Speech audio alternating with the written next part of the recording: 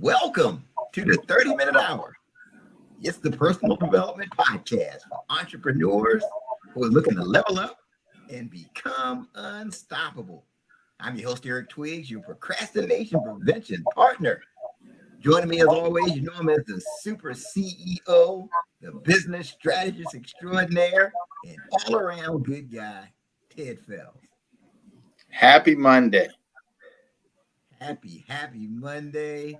It is officially Juneteenth, Ted. Juneteenth.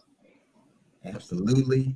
Shout out to our ancestors and the people that came before us who paved the way, who really are the reason that we're able to do what we do.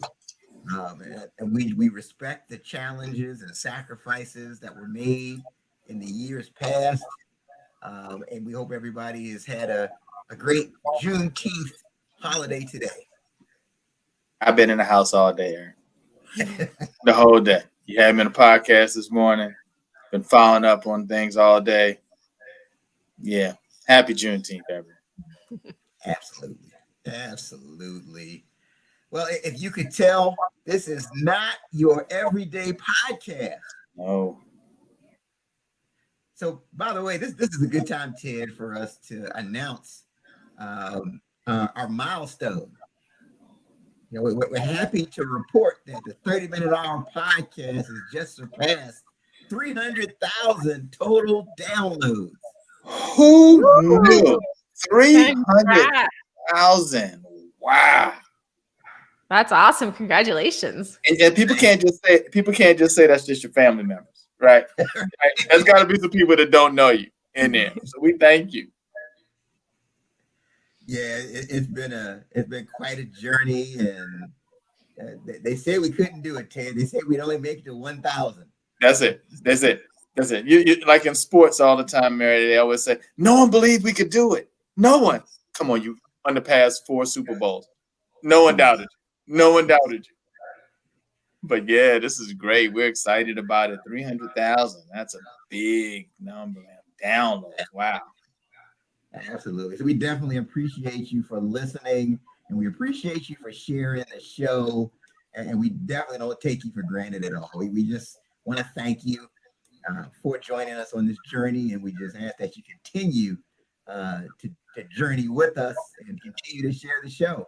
Don't stop now. Absolutely. And this is just a special show because we have a special correspondent that's joined us from the What Now movement. She's going to give us an update on the latest and greatest with the What Now movement and how it's connected to the 30-Minute Hour and all that good stuff. So join me in welcoming Maisha Hoy to the show.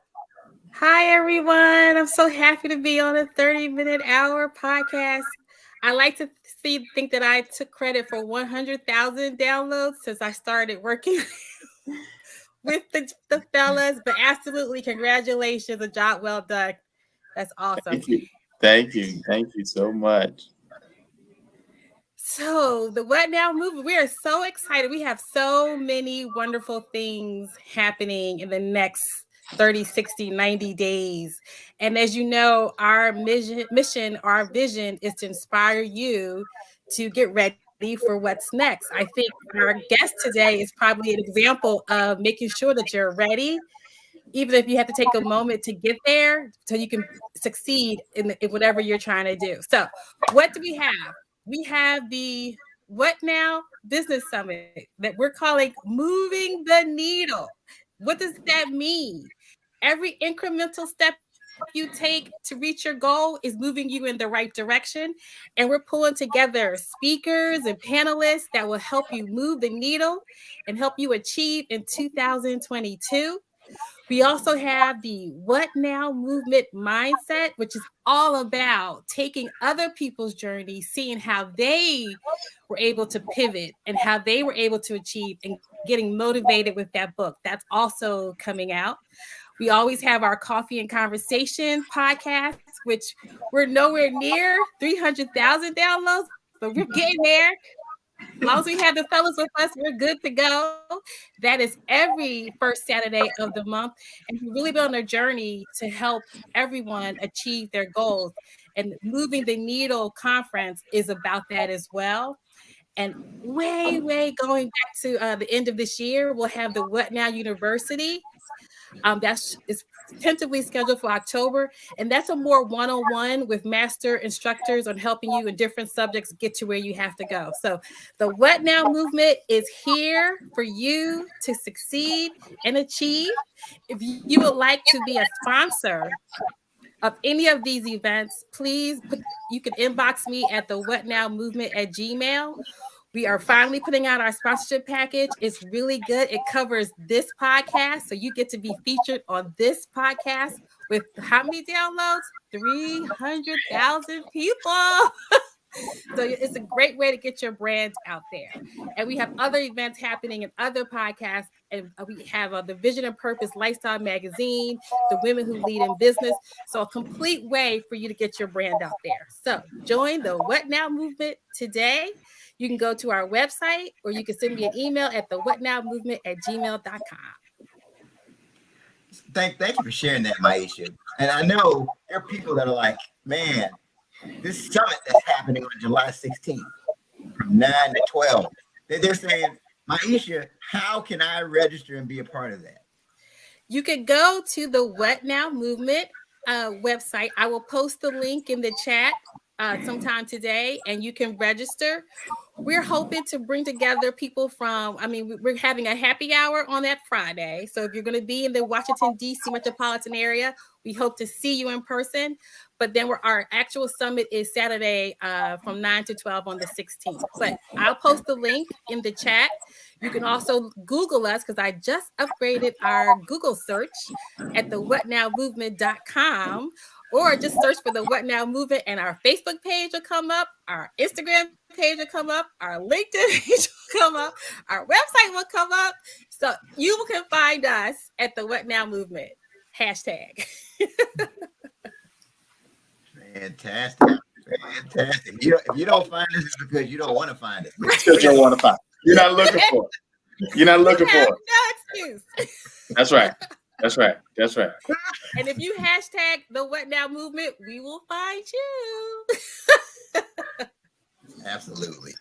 Fantastic. But yeah, please make sure you check us out at the summit, July 16th from 9 to 12. The networking event on the 15th, like she mentioned. Just a lot of great things happening with the What Now movement. So thank you, Maisha, for providing such a lively update. Oh yes, this is what I enjoy on Mondays. This is my get perky on Monday time. Yeah, and we're happy to have you. Absolutely. And I'm going to hang on because I like to hear the introduction to the speakers that you have on today, and then I'll jump off. But nice to meet you, Mary. Hope to see you July 16th. I love it. You guys have so much exciting things coming up. Like, I want to go. This is such an amazing opportunity. And you offer so much. Like, happy hour, count us in. Yes. Drinks are on, Ted. That's it. Virtual drinks. Go ahead. I'm sorry. So Thank you. Like whatever's in your house, turn up. But I do want to thank Ted's company, New Provision. They are a sponsor of the What Now Movement weekend. So thank you, Ted and New Provision. So literally, drinks are on Ted. Up to a point. All right. Well, thank you for that update, Maisha. Today, the theme of my show is the secret to creating a remarkable product. That's the theme for our show. And our guest is going to let you in on the secret.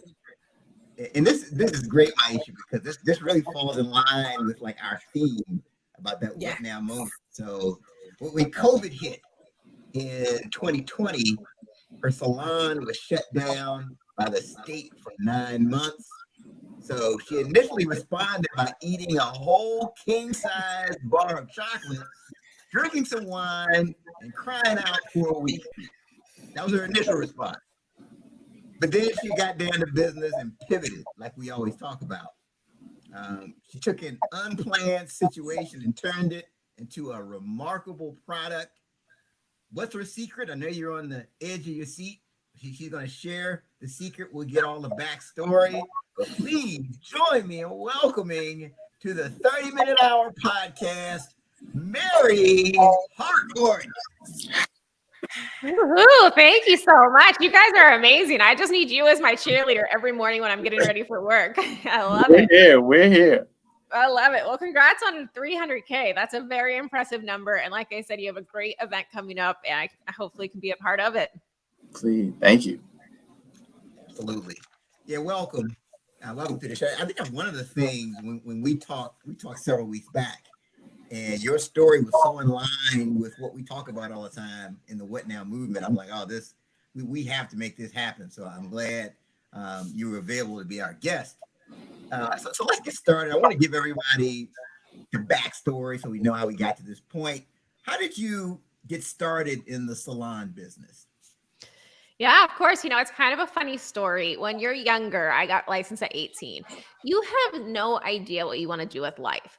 And I actually thought, well, I kind of want to go to pharmacy school. I was working as a pharmacy tech, and I thought, I'm going to go be a pharmacist. I realized how expensive pharmacy school is and that it's extended way past the 4 years. And I thought, oh my God, how am I ever going to pay for this? And someone said, why don't you go and get a trade skill, go through school so you can earn more money while you're going to pharmacy school. I said, well, okay, what's a trade school? And she's like, hairstylist, cosmetologist, esthetician.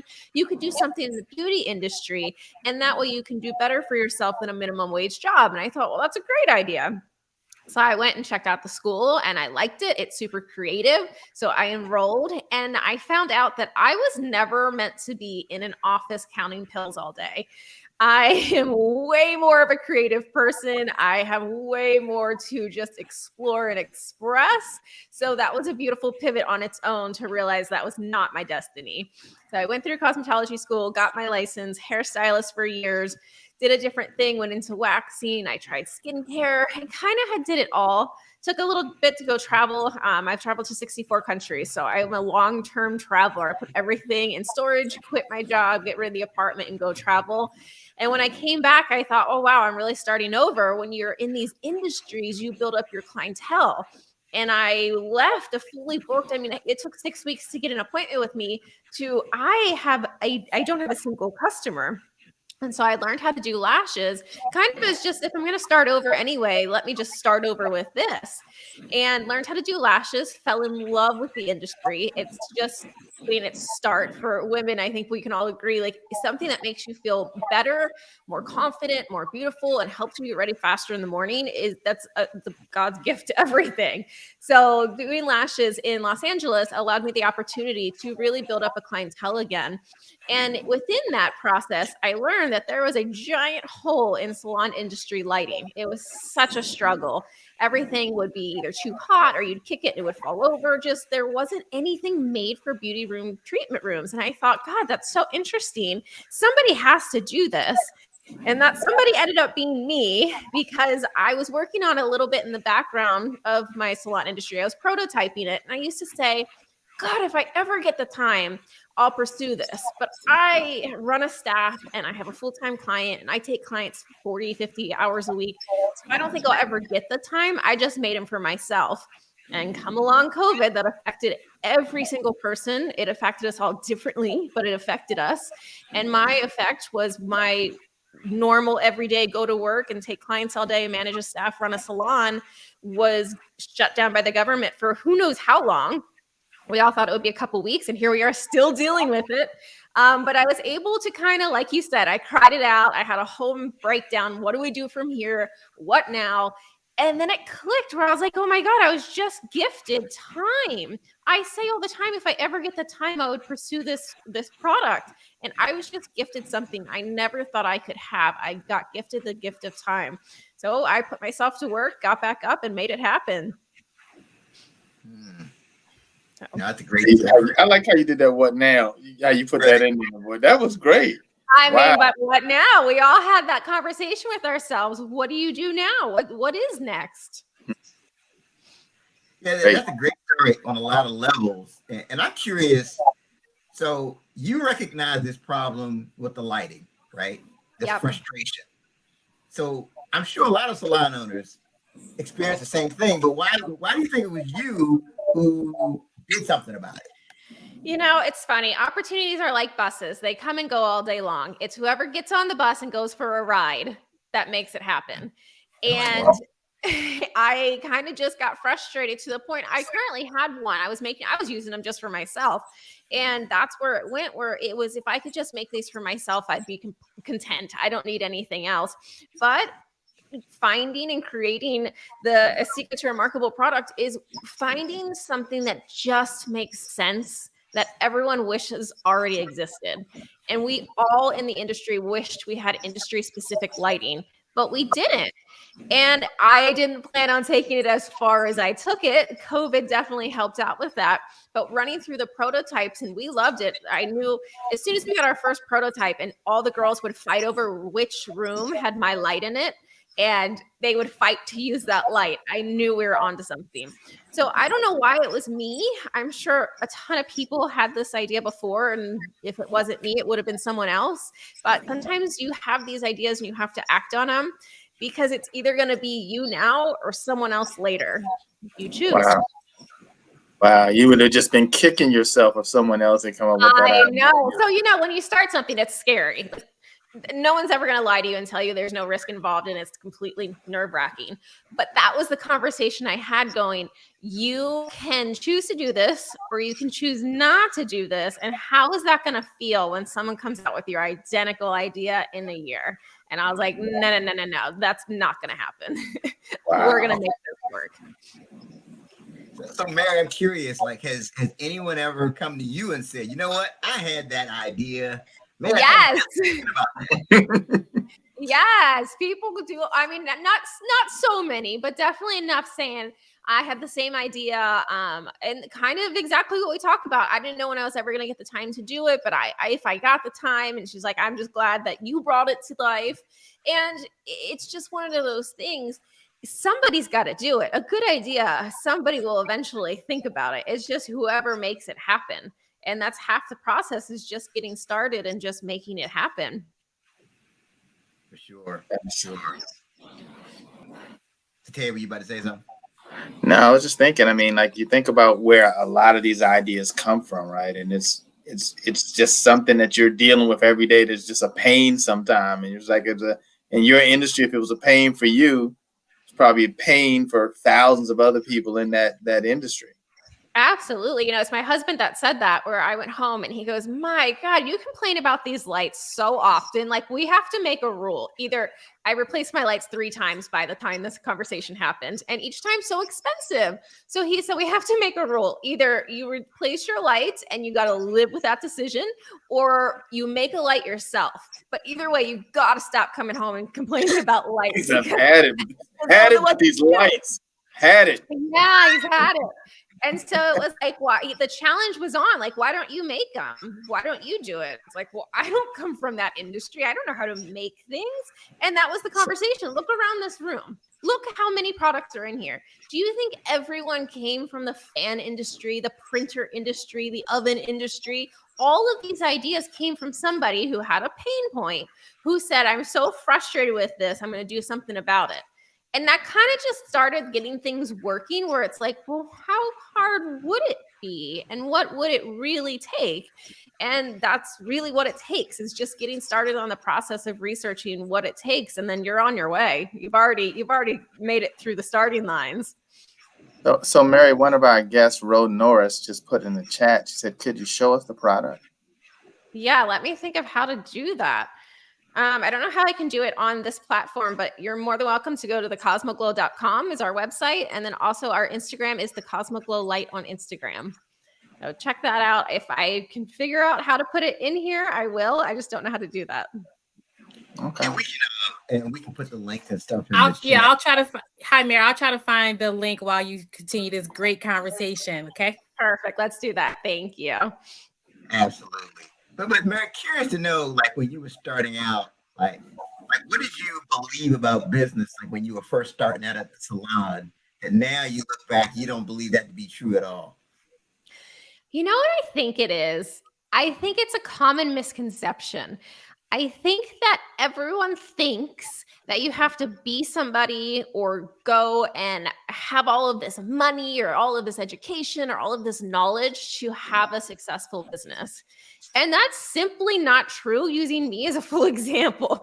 I have trade school under me. I never went to a 4-year college. My salon was my first business that I ever opened. It was a hard learning curve, but it was extremely successful. And I was able to sell it and make a whole situation out of that that's still running and profitable. And the clients are still going. So, that if you try and pin it to you must be someone or you must have all these things or you must know all these things, you're simply missing out. Because Wow. really, I think it takes just dedication and will and a little bit of grit to make it happen. But it's open to anyone for anyone to grasp and make it happen. Wow, that's great. Eric, this morning we were talking on we do a podcast. Thank God it's Monday, and we were talking about learning, right? And Eric, you may want to touch on that a bit of what we talked about this morning. Sure. Yeah, we said that the key is that you have to identify as someone who's always learning. Yes. And I think that helps you can get to a point where you become unstoppable because you don't fear failure. Because you're like, you know what, I'm going to learn from it. Either I'm going to win or I'm going to learn. And it gives you a sense of confidence to know that, look, I'm always learning. So I may not be the expert, but I can get in this space and figure it out. So and there's so many. Oh, sorry, I just cut you off there. There's so many resources available. I mean, there's these people that went and did amazing things, write books and give it to you. It's like Cliff Notes for how to do what I did. Or you can go to school on YouTube, look up any topic that you're uncomfortable or not sure of, and you will find how to get stronger in that topic. Read blogs, listen to these podcasts. Your show's one of them. You can learn so much from talking to people that have done it. To break down that barrier of like, you have to be someone. No, it's you. It's just how much can you apply yourself because you'll get there. Yeah. And not to take anything away from school. I don't want a bunch of people dropping out of college right now, but you can learn a lot just from talking to someone that's done it. And a lot of people are willing to, like Mary, to share about their journey, with you and lessons learned. And, that's one great thing about this podcast. I'm sure Eric and I have learned so much over the past 2-3 years, just bringing in different guests that share about their journey and their ups and downs. And, and that's really kind of the whole thing around the What Now movement. Of you just having all these people that are, that have done some great things. And that's like a library in itself of just real time situations, right? You're in school and they're talking about, Doug did this and did that. You'd never meet Doug, right? But you can meet Mary, right? And just through the podcast and reaching out. Yeah, absolutely. Sure. So Mary, we've got someone that's watching us now. They've got a frustration. They've got an idea for a venture, but they're saying, I'm going to wait until things get back to normal. What advice do you have for that person? Here's the thing. What is normal and when are we getting back to it? If you wait, you could be waiting a very long time. If you act now, you could have it already figured out by the time things are back to normal and people will embrace it. But I feel like don't sit on the sidelines and wait. That's the empty game. Get in there now. This is the time to make it happen. And it could be something so little. I mean, I know we all have busy lives and then you throw the kids in and your careers and there's a lot going on. I'm not saying burn the bridge or burn the ships and like commit to it 100% or don't ever do it. But why don't you take an hour a week and really focus on what would it take for me to do it? Write out the steps. What would be my goal, my vision, my desires? How would I do this? What is it going to look like? What do I need to do to make that happen? And if you just took 1 hour a month, that's 4 hours. 4 hours is enough to make a pivot and get your life better aligned down the future for a more beautiful thing. And it can really just starting, and you can start with so little. But if you're waiting for things to get normal, I mean, good luck. Yeah. No, that's great. I'm glad you shared that. And that's one of the things that inspired us to start the What Now movement. Just the number of people that would say, yeah, I'm going to wait until things get back to normal. But we have to do like you did, Mary, and pivot. Well, here's the thing, even with that, with my salon was closed. We had no idea what COVID was, how long it was going to last, where our next paycheck was going to come from. I felt like my life was already in so much of a downward tailspin that it was kind of like, well, what's one more thing? If I had my life, no, but seriously, if I had my life normal, where I had a routine and everything was just so, I don't think I would have broke my routine to try a risk. I was too comfortable with my normal life that was working out just fine with me. But it was the fact that everything else was so chaotic. It's like, well, what's one more thing? And I think that's really part of this tie back into what you said. If people are waiting for it to be normal, don't. Because if you're waiting for it to be normal, you're going to flatline back out to normal and be like, oh, now I don't need to do it. Things are back to normal. I'm good. It's just like, I think when you're by the pool and someone just pushes you in the water. Like, I think that's what the pandemic was like, right? You just got pushed in there and you just had to figure it out. Yep. Wow. So Ro must have checked your link out because she said she's so inspiring! ! So you got a fan in Ro. Aw, thank you. It's kind of my claim to fame. I love coming out and just telling my story because I don't have a huge education. I didn't come from a whole line of like funds and investments and money. I am a person that was doing eyelash extensions and I decided to make a pivot and make it happen. So if I can do it, so can you, and so can everyone else. And we could change the whole world if we would act on our ideas. That was funny before the show. Mary was talking about the process that it takes to get into doing lashes. And I was telling you about it. I could do nothing like that because I'd be messing people's eyes up. And you told us how you actually people go about that. If you could share a little bit about that. Yeah, I mean, lashes are crazy. You literally take a single piece of hair in a lash line. This is not normal hair. It's short. It's so small. And you separate it and grab a synthetic lash, dip it in adhesive, and put it on that single piece of hair. So you can imagine how important good lighting is because it makes your job so much easier if you can see these individual hairs that are a quarter of an inch long, not even.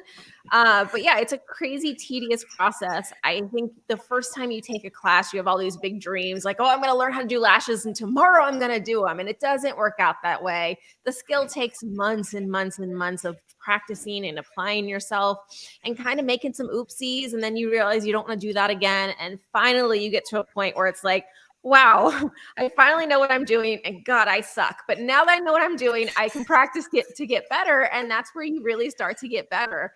So it's a wild industry and it's a crazy thing we do, but the results are beautiful. I can attest. I'm sorry, Tim. I can attest to lashes. So I just started getting lashes for my going out. And I got these lashes done a year ago, and they were so big. It's so thick. My friend's mother still calls me lashes to this day. They were so outraged. So you got out the car, and the first thing they saw was a lash. Sometimes you can fly away.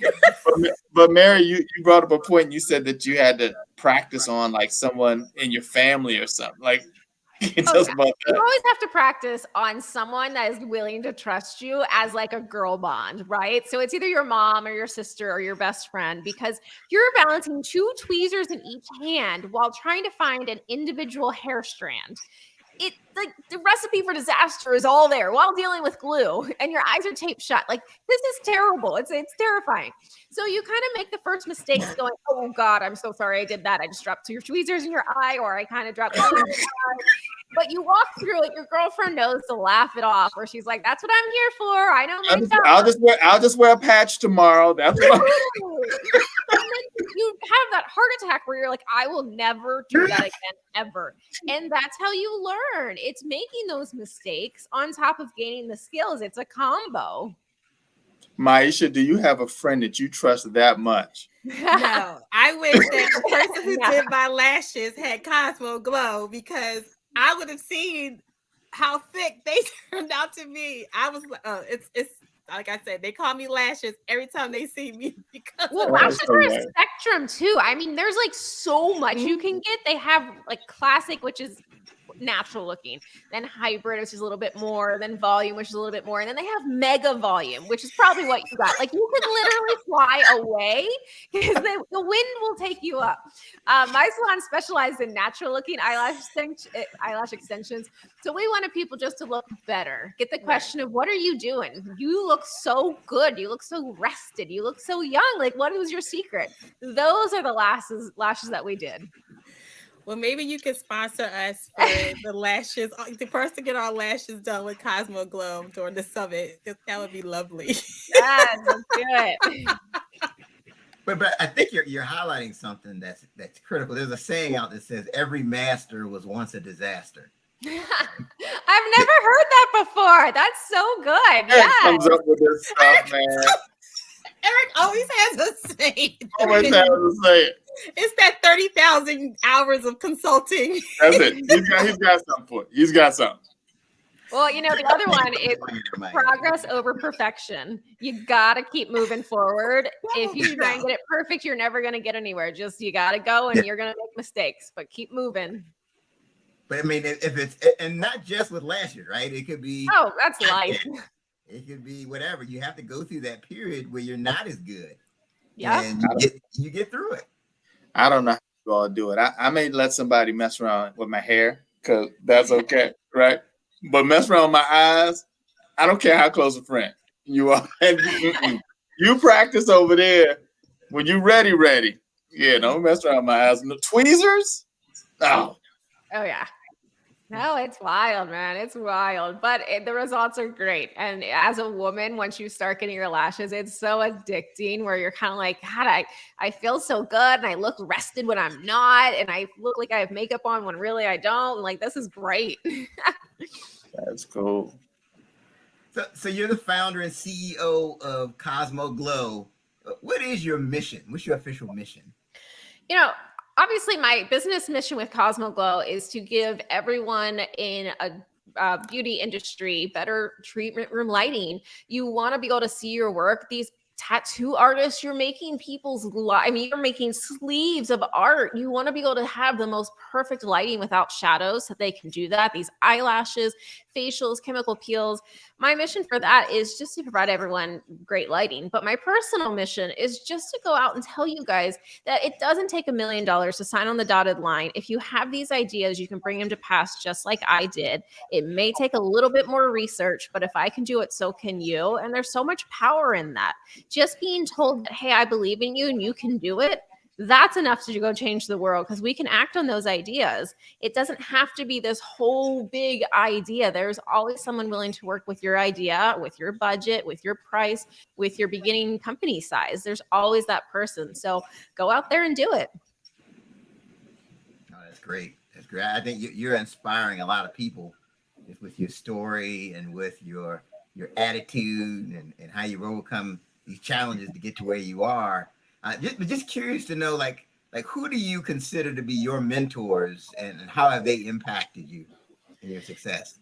Yeah. Well, you know, going back to reading books, I'm a big book reader. I firmly believe in learning from things. I'm reading a book from Mark Cuban right now, which is so helpful. I love books by all business books, entrepreneurs, because I think it's so fascinating. They've already done this travel, this journey, and they're here giving you all of their extra secrets. So why wouldn't you absorb all of those up?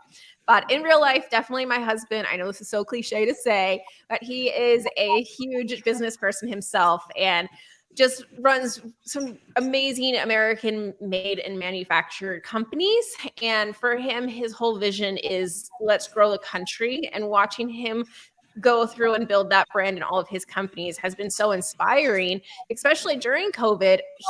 He never stopped working. And so who was I to sit on the bed and watch TV all day where I was like, okay, I gotta make something happen. I got this light. I've been working on it. I have to equally work just as hard because I can't be a couch potato when he's waking up at 4 a.m. and come to bed at midnight.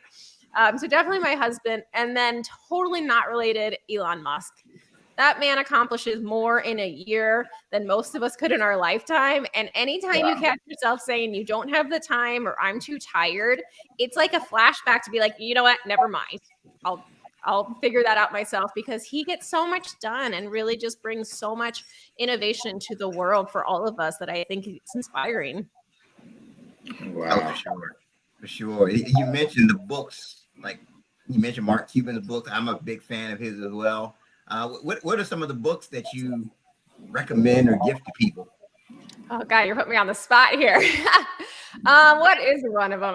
The one I'm reading now, I can't even remember the name. It's Mark Cuban. It's a real thin book. I'm halfway through. I definitely go through entrepreneur books. I'm totally stuttering on which ones I've even read. I'm stuck right now. It's okay. Eric put you on the spot. Eric put you on the spot. Yeah, it's okay. I'll tell you my secret. I go to thriftbooks.com and you can buy books really, really, really inexpensive and they ship them to you in like 1 to 3 days. And I just go look at the business category and read the little blurb. I mean, it really isn't about who the author is or what the topic is.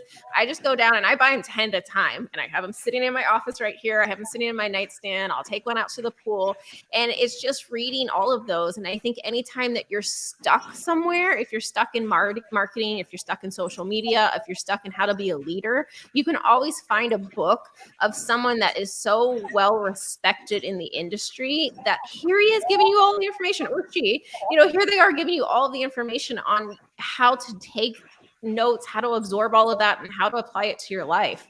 So I don't have any regular book suggestions at this very second, but I'm a huge entrepreneur book, business book, all of them.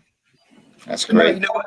I'm glad you brought the book aspect up because people would think of mentors and just think of somebody that they know, right? Somebody that they're going to their office. But an author who you've never met can be considered a distance mentor, right? Absolutely. I mean, they felt so passionate about being maybe not a master, but they felt so passionate about something that they know a lot about and that they got to a certain point in their career to say, I'm going to write a book because I have developed and learned so much over my past experience. I can put it in a book and give it to someone else. And in 2 hours, they can have the exact same information that I now have. And what a shortcut to life that is. For sure. For sure. So I want to shift gears a little bit. We started talking about kind of the process, and I'm just curious to know, like, what do you consider to be like your biggest failure in business, and what did you learn from it? Oh God, there's so many. I think failures in general, let's just start there.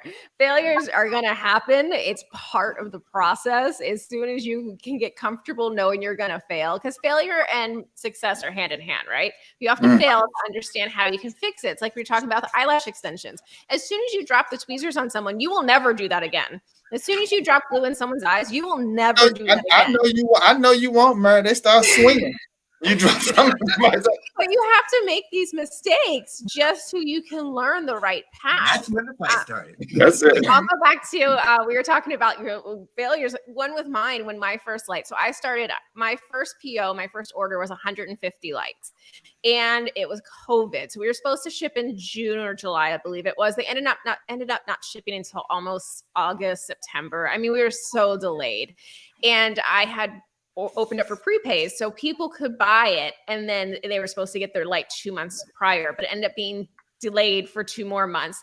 So it was a whole thing. By the time these people got their lights, it had been a long time past, and the company said, why don't we send you your light, you can approve it, and then we'll release them. And I thought, well, let's skip that process, get everyone their lights, get them out there, they've been waiting long enough. That is a lesson. Make sure you always approve your own product first, because my first batch of lights went out with instructions that were completely backwards. You literally could not put them together the way that the instructions had instructed. Wow. And it was a huge failure. I mean, I sat on my salon floor and bawled. I cried. I was so embarrassed. Like, how could I have messed up so bad knowing I did it? Like, I totally told him, just go ahead and do it. And with that, not only was I embarrassed and a failure, but I look back to it now and it's almost comical. Like, girlfriend, that was 150 lights. And we contacted every single person and we were able to text them. And we made little videos on our salon floor, step 1 to 5 of getting your light together. And everybody got their light together. And I still have repeat customers. I met my number 1 customer, 001. She bought another light from me. Like, I was never a failure. Maybe I I was a little embarrassed, but I needed that lesson because I do not make a single change now without signing off on it and having a prototype in my hands. In fact, we just had one sent to us this week, and I am not signing off on it. It does not do what I thought it would do. We were going to change something, and it just isn't a good change. But that all started with that very first lesson. Wow. So basically, you put in some type of a quality control Oh type yeah. of process as a. Oh, absolutely. All of our Oh. lights are fully quality checked. They have sign-offs. Somebody plugs it in, makes sure that it's fully working, dimmable. They get protective packaging. That gets signed off and it goes out the door. But it didn't start that way. And these are all things that you learn along the way. But if you're so scared you're going to fail, you're never going to get to where it gets good. So just kind of get used to it as part of the process. It doesn't ever feel any better. Failure sucks. You know, I'm not gonna lie to you. Like, it doesn't get easier, but you start to understand that it is such a part of the process that you need it to get further, and you want to get further. That's when it gets good. No, thank you for sharing that. That was a great example too. Yeah. And even a piece of what you learned from it and how you put the quality and control in place, so now it's not going to happen again.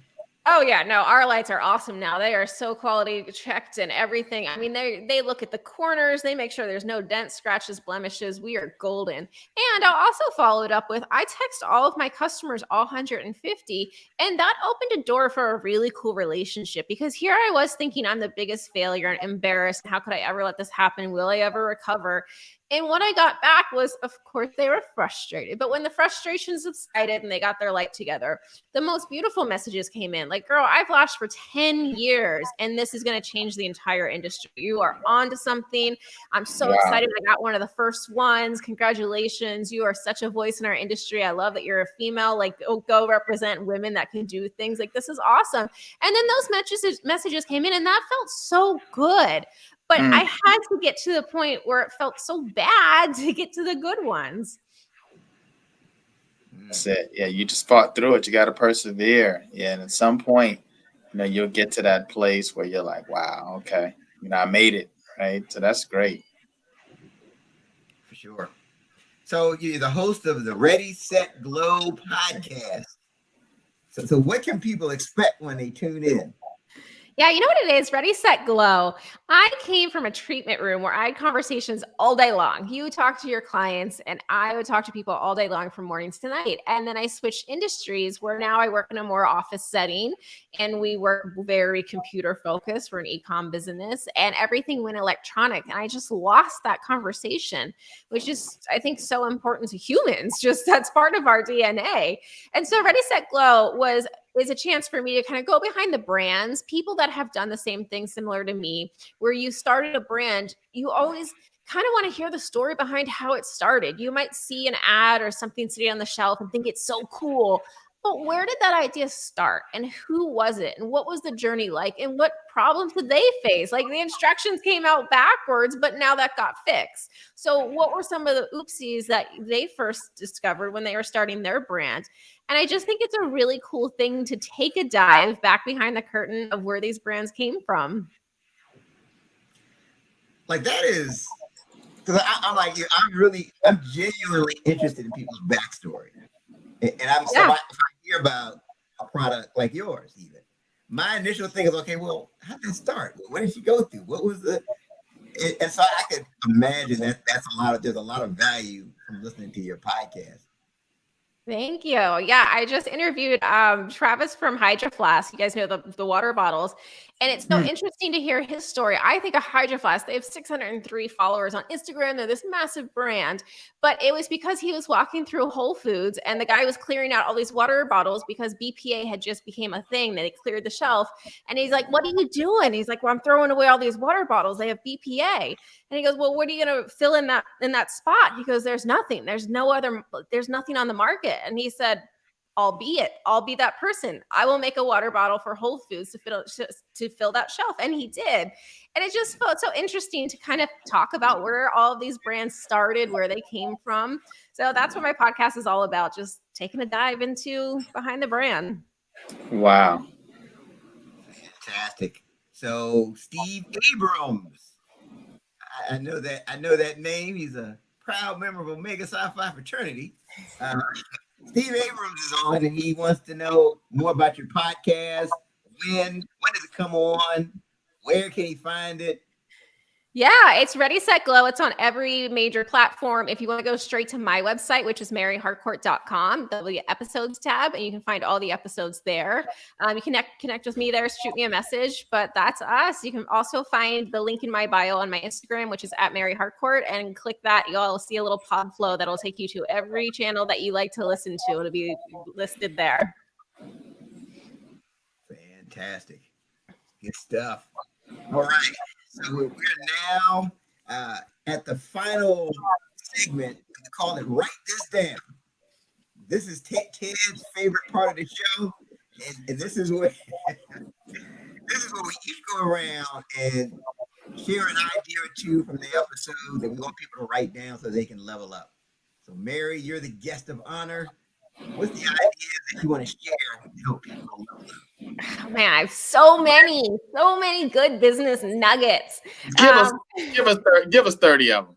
We'll be here for hours, but that's okay. I like the company. We're having a good thing. That's here. great. My first and foremost, which I think I've already brought this up, is just get started. You have to start, and so many people are too scared to start. They sit on the sideline for 99%, and don't be that percent. Be that 1% that says, you know what, I have no clue what I'm going to go do or how it's going to work, but this is what I'm going to bring to the world, and just get started. The other thing is you're never going to feel ready, because I don't know who's all parents, but none of us felt ready to be parents, right? But we all made it. There's like billions of people in the world. It can't be that complicated. We figured it out. So when you have your idea, think about it the same way. You're never going to feel ready, but you do have to get started. And then once you're in it, you're going to be able to research, figure out, you're going to make mistakes like I did. I'm still making them. You're going to figure out how to recover, how to analyze what worked, what didn't work, and then grow from there. And it's just, we talked about this, books. It's about absolutely absorbing all the education that's around you.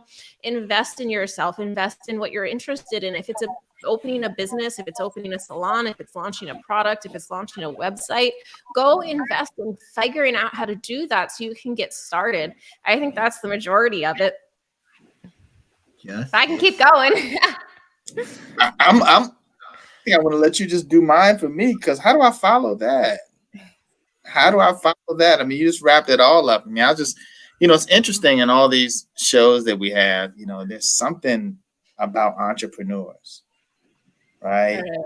It doesn't matter, male, female, whatever the industry, it doesn't matter. There's something about entrepreneurs, something about just kind of looking at them and just watching how they glow, how they light up when they're talking about their business, their journey.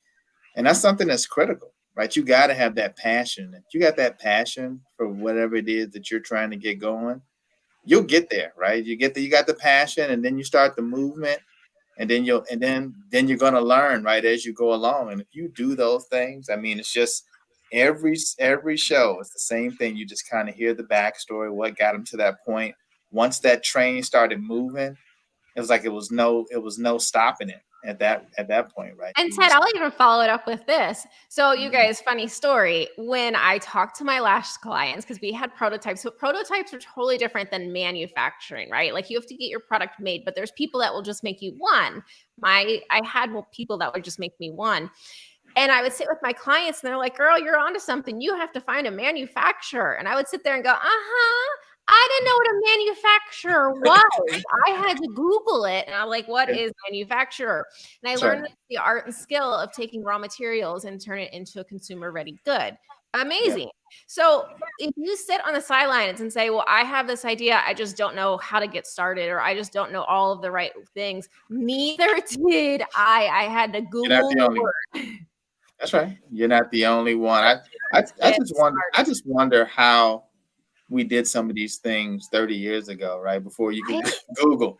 Like, what did you do to find stuff? Now it's just you can just pull up your phone and type it in there, and there's someone that can share something about it. Absolutely. And I'll follow that up too. I think the other hindrance that a lot of us have is if you don't know how to get started, that's one thing. We've already tackled that. So get started. Two is I don't have all the answers. I don't really know how to do every part of it. And that's another misconception because neither did I. But just like I wouldn't expect a complete stranger to come in my salon, had never have eyelash extensions ever one day in their life, I wouldn't start the conversation with, hey, you're here. Let's get started. Okay, close your eyes. You walk them through. Hey, what are you looking for? Do you want to be a little bit more dramatic? Are you looking for more natural?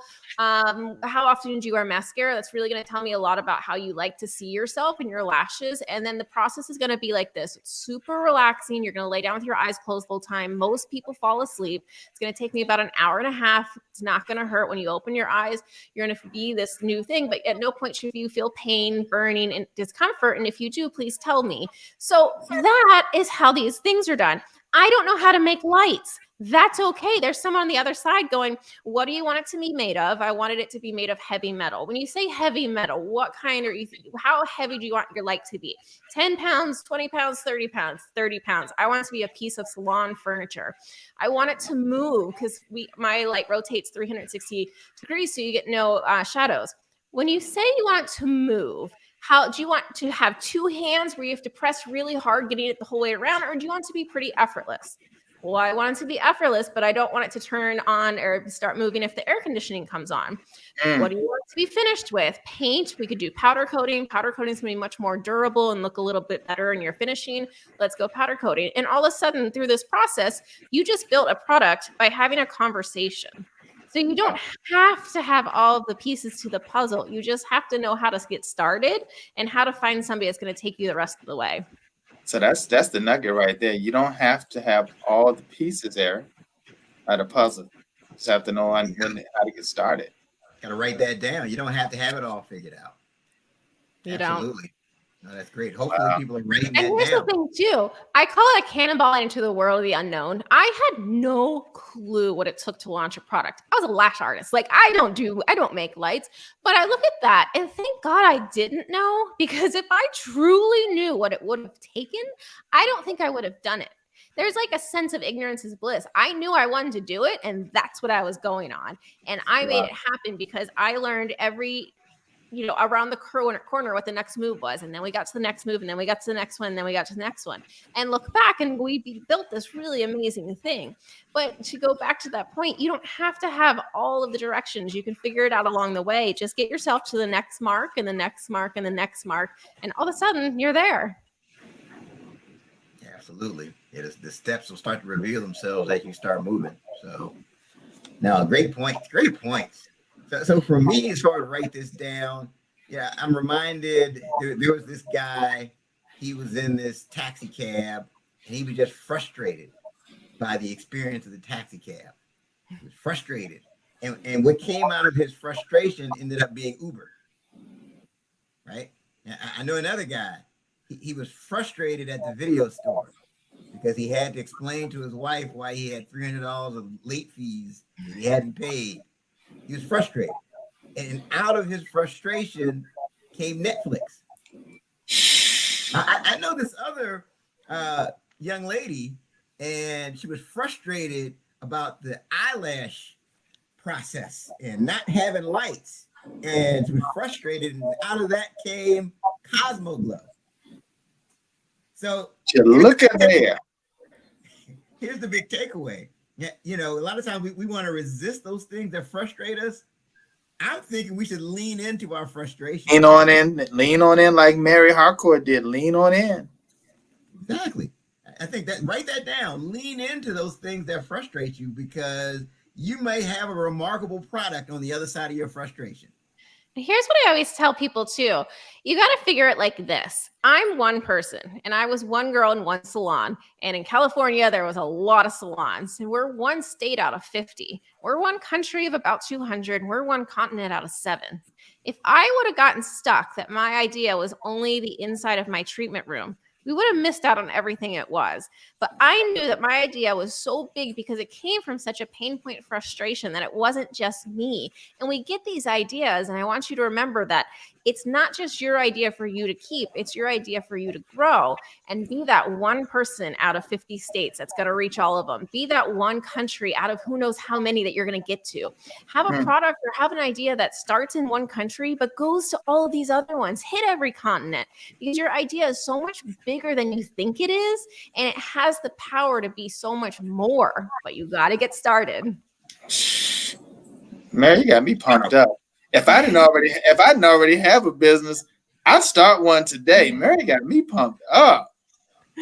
I'll tell you. Now, just truly inspirational. Yeah. And thank you for being transparent and helping people to understand that it's not about being perfect. It's not about having all the answers. I mean, you don't get to sit there and say, I don't know how to do it. Well, that's you quitting. That's you not starting. If you say, I don't have all the answers, but I'm going to go until I figure out how it gets done, that's you starting, and you're going to get somewhere. Great. So Mary, thank you for everything you've shared and for how you've inspired everybody. How can people connect with you?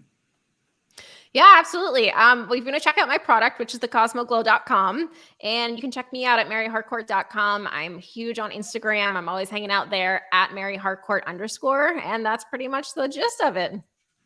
But thank you guys so much for having me. It was a fun hour. I can't wait for all of your events coming up. I can't wait for you to hit 500K downloads. You're getting there. You started. See, imagine if you didn't start. You would have never hit 300. And here we are celebrating your future 500, 600K. Oh, I'm pumped up. I'm pumped. Mary's my mentor. Exactly. I'm trying to tell you. Exactly. She spoke it, Ted. 500K is on the way. That's it. We got no choice, man. You already rhyme. We have no choice. We have no choice. You got to get it. If we want to get to 500K, that means people need to share the show. Share the show. Share the show. Leave reviews. Share it with everybody. That's it. Absolutely. We'll get you there. Right. But that's our time for this week. Again, thank you to Mary Harcourt for everything she shared. This has been a fantastic episode of the 30-Minute Hour podcast. Don't forget to listen to us on Apple Podcasts and Spotify and all those other places if you'd like to get podcast content. And until next time, have a great one.